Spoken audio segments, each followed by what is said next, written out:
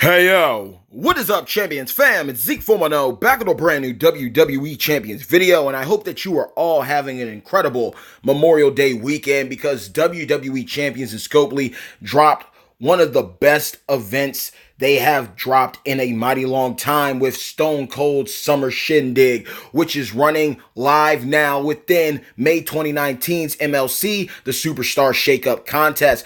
What makes this event busted is not just the contests that are available with the Blitz as well as the Shindig Tour, but also the loot. This loot is absolutely phenomenal. The Stone Cold Summer Shindig loot offers the most opportunities at 4-star bronze champions I have ever seen. They just hit us with the duo 4-star loot with Nash and Harper, but they upped the ante this time around. And just look at how many opportunities you have. You have 7 chances to pull a 4-star bronze champion, whether new or a Feuds. Then we have so many good, solid picks for champions at the 3-star gold rating, and then even at 3-star silver and 3-star bronze. On top of that, you are covering so much ground here. You got champions that cover your classes, cover your hell mode, daily, limited time tours.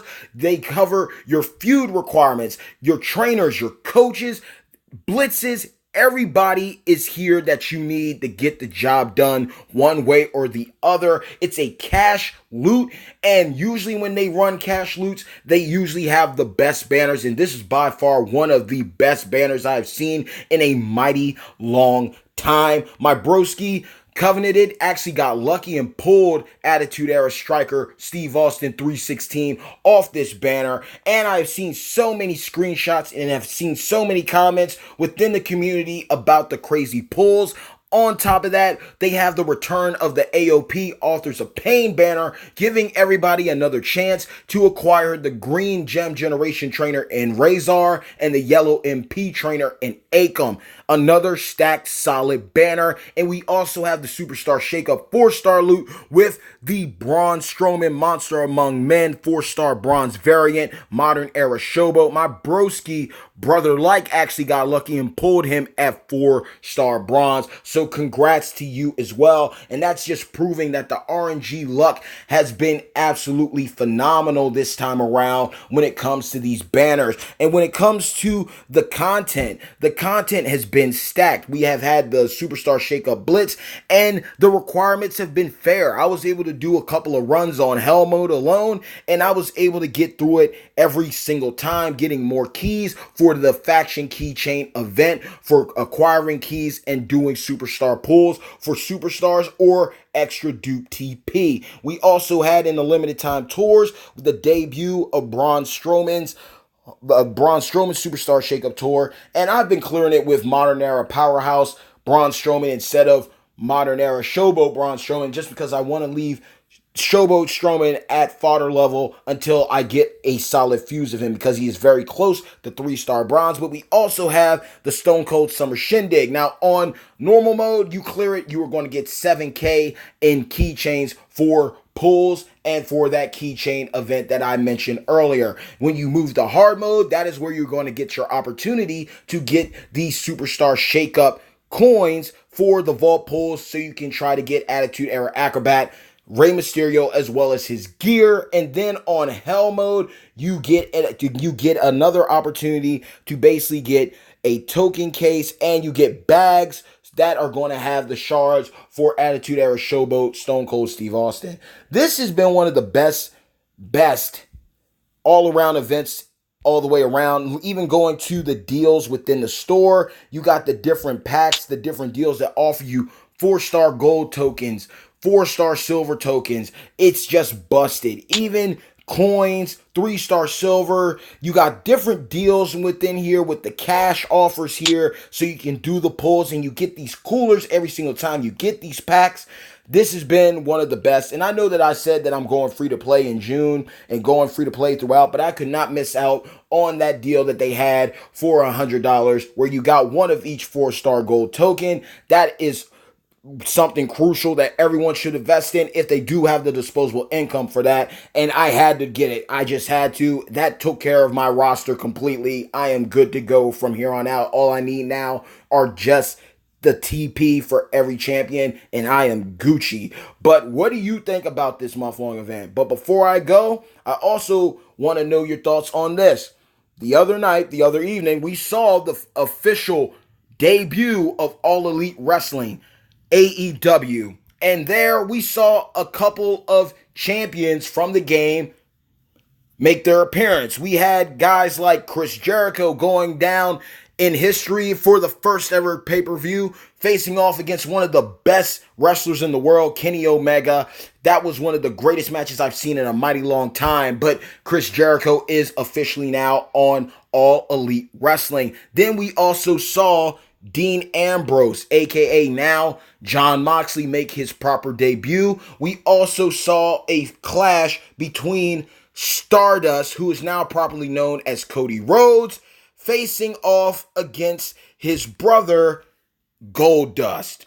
What is going to happen in Champions now that All Elite Wrestling is officially here? I did a video like this similarly in the past. Back then, AEW was nothing but an idea. But now, guess what? The paperwork's in. The pay-per-view has happened. So what is going to happen within Champions? What's going to happen to Stardust? What's going to happen to Goldust? What's going to happen to Y2J? What's going to happen to Dean Ambrose? Now that they are all officially defected from WWE and are now here in All Elite Wrestling. This is a big deal because this is a big change of plans. And quite frankly, I think Champions needs to come up with a resolution instantaneously now, because back then we had the issue with Enzo and ADR, and they officially just fixed that. They just fixed that, and that had been going on for months. This literally just happened a few hours ago, 24 hours ago. What is going to happen? What is your move, Champions? Are you going to redesign all of those characters? Are you going to redesign Y2J, Dean Ambrose, Goldust, Stardust? What about Wade Barrett? What about Ryback? What about those champions that are no longer in WWE officially? They have moved on. They have moved forward. Because now that you have a new promotion in AEW, you can't just look away. You have to do something. But what's going to happen? I personally say this. There's a lot of emotional attachment to certain champions. I'm not going to deny that when it comes to anybody's roster. But there has to be something done. But I will state this. When it comes to Dean, I think Dean does not need to be touched. Dean left out of WWE clean. Respectfully, he did his due. I don't think that he needs to be touched. Plus, with the Shield no longer being a thing officially now, that with Jon Moxley, aka formerly Dean Ambrose, now being in AEW, I don't think it would be a good look to remove Dean and just have Seth and Roman as the Shield, or removing the Shield. That is, like, people love the Shield. Even if the champions in the game suck to some, they are still a big fan favorite to many within the WWE Champions community and the WWE universe. So I do not think that they should be slighted in that way, but I do still feel that something needs to be done. Now, then again, with Jericho's another guy. Jericho wanders. He likes to be free. Jericho has never truly properly disrespected WWE as well, and people do like Jericho, but there still has to be something addressed. Like, I do feel that Champions of Scopely should address this, because it is going to be a big question. Are we going to wake up and see redesigns of those champions and see new champions put in? Are they going to remain in the game? I doubt they're going to be removed from the game. That would be a horrible move. But what is going to be happening moving forward now that we know that Jericho, Cody Rhodes, formerly known as Stardust, Dustin Rhodes, formerly known as Goldust, Dean Ambrose, what's going to happen? What is going to happen? And what about Barrett? What about Ryback? What about these guys, Darren Young, that are no longer within the WWE? What is going to happen next? As well as Neville. Bad times don't last, crown ones do. I hope you enjoyed this video. Leave a like, leave a dislike, leave your constructive criticism, leave your suggestions, your questions, your advice, all in the comments below. If you're new to the channel, or you've been watching for a while but just haven't gotten around to it yet, but you like what you saw and heard, and you want to learn more about this incredible game, WWE Champions by Scopely, do yourself a favor after this video. Drop a people's elbow on the subscribe button, as well as hit a razor's edge on the bell icon to receive all future notifications from this channel. Mad love to every single one of you on my beloved hashtag Champions fam. Good pulling, good feuding, good blitzing, because it's definitely a good time to be a champion. Now, I have a lot of people asking this question because they have seen it somewhere or another about the faction feud situation. It says faction feuds instead of faction feud. I honestly would just wait on standby. If they decide to hit us with a double whammy feud, that would be a very bad look, because basically you would have people investing so much into one feud and then to turn around and do another. I don't think that's cool. Now, granted, there are those who are still accustomed to doing the 48-hour feuds from back in the day, but we have to wait and see what plays out. Do not act until you have the proper intel and information given by WWE champions themselves. But also be prepared either way. If it's still going to be the 2-on-2, cool, you're ready to go. If it's going to be a 5-on-5, yeah, you're definitely going to want to make some adjustments. But in the end, we don't know until Champions drops that knowledge. So until next time, y'all, peace. Top 100 coming. Crown Era.